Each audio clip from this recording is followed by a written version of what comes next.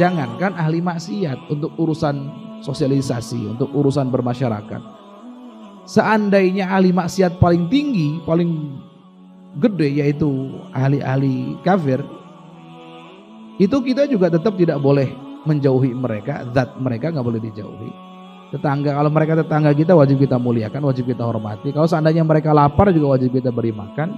Seandainya mereka meninggal tidak punya biaya untuk pemakaman, kain kafan dan seterusnya, perawatan jenazah juga harus kita cukupi kok.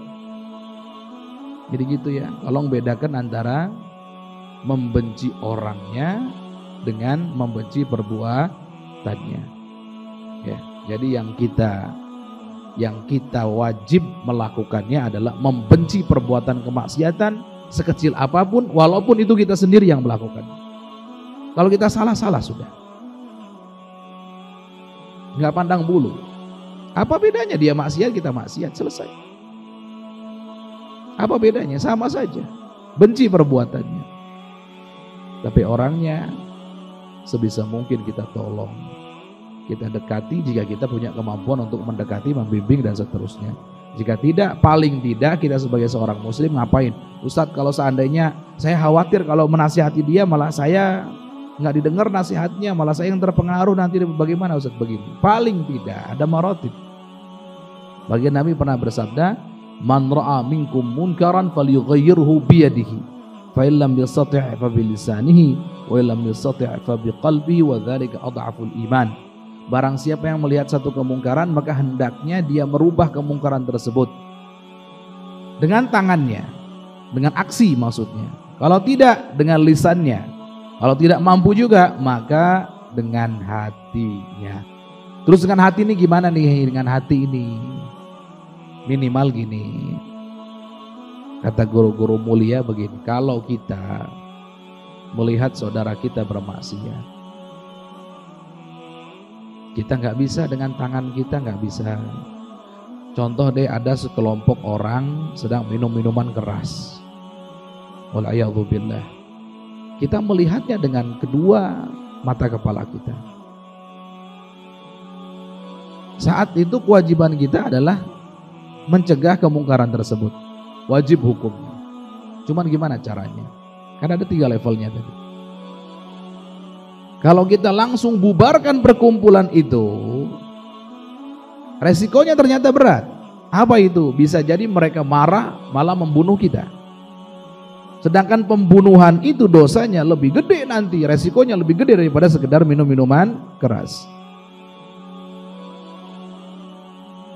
Resikonya deh paling tidak lebih gede daripada sekedar minum minuman. Walaupun dua-duanya kabair, ini dosa besar, itu dosa besar, tapi pembunuhan lebih parah lagi dari sekedar minum minuman keras. Berarti kita jangan melakukan pencegahan terhadap satu kemungkaran jika bisa menimbulkan kemungkaran yang lebih besar lagi. Mencegah minum minuman keras, yang terjadi malah pembunuhan. Jangan kalau gitu. Berarti dengan tangan kita nggak bisa dong, nggak bisa. Dengan lisan sama saja, nggak beda.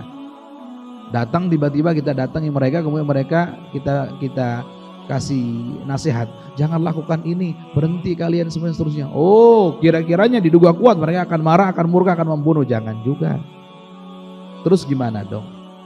Minimal dengan hati ingkari bahwa itu perbuatan buruk, kita tidak ridho, dan setelah itu bagaimana? Dengan doa. Makanya begini, kalau melihat orang salah itu antara zahir kita dengan batin kita beda. Zahir kita saat melihat kok ada saudara kita sesama muslim melakukan kemaksiatan, jangan pernah memasang wajah manis yang sekira-kiranya difahami kita mendukung dia. Jangan. Ada orang lagi mau mabukan tadi itu, kemudian kita datang, kemudian kita senyum. Mereka mengira kita mendukung mereka. Jangan lakukan itu. Justru gimana? Pasang wajah muram menunjukkan kita tidak ridho kepada mereka. Mereka memahami bahwa kita tidak mendukung mereka, gitu. Tapi hatinya kita doakan mereka, ya Allah, entaskan mereka dari kemaksiatan tersebut, gitu. Bahkan baginda Nabi itu ingat, memberikan contoh, petunjuk kepada kita. Kalau kita melihat ada saudara kita kena musibah, baik itu musibah zahir, memang ada bencana dan seterusnya, ataupun musibah batin seperti kemaksiatan tadi itu, maka kita bukan mencaci, bukan menjelekan, bukan apa, bukan. Tapi yang kita lakukan hendaknya adalah pertama, kita berdoa kepada Allah, alhamdulillahilladzi afani min dzalik, atau afana min dzalik. Segala puji bagi Allah yang telah menjadikan kita semuanya terhindar daripada perbuatan tadi itu, dari musibah, dari bencana tadi itu. Pertama gitu. Kemudian kedua, kalau itu maksiat batin, dia memang keras, dia berzina, doakan, ya Allah, berikan taubat kepada saudara hamba ini, ya Allah, entaskan dia dari kemaksiatan tersebut. Kalau ini kewajiban bersama semuanya ini tanpa terkecuali, semua muslim seperti itu kewajibannya. Jika kita bisa menasihati, didengar omongannya, tambahi dengan nasihat. Jika seandainya kita punya kemampuan untuk membimbingnya, tambahi dengan bimbingan dan seterusnya, seperti itu. Ya. Jadi jangan sampai membaca teks ini melihat orang maksiat kita benci, oh enggak begitu. Benci kepada kemaksiatannya benar.